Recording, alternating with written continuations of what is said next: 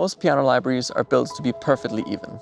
Every note tuned perfectly, every key responding exactly the same way.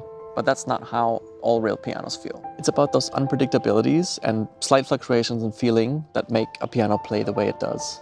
Because when a piano feels real, it has an emotional impact on the music. This piano started as a Fischer upright from the 1880s. It's been played for over a century, and at some point it was completely taken apart and rebuilt by a piano builder in California. The internal parts were replaced, but the original wood and the soundboard were kept. And that's where most of the depth, the warmth, and the tone comes from. So what you end up with is something pretty unique. It's a piano with a long history, rebuilt to have a second life.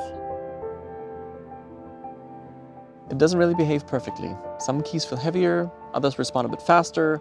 The tuning isn't completely uniform. Each note is slightly different. So when you play chords, you can really hear those differences interacting. On most sampled pianos, those details get removed. Every chord sounds too clean and too similar. Here, it doesn't. Musical phrases don't sound clinical, and the music feels less programmed. We took the recordings, individual notes, resonances, and layers, and rebuilt them into a second version of the instrument. Not to replace the original, but to focus on a different side of it. So instead of working with just one version of the piano, you have two distinct characters, original and tape, both built from the same source. The original stays close to the recording, still slightly uneven with a direct response.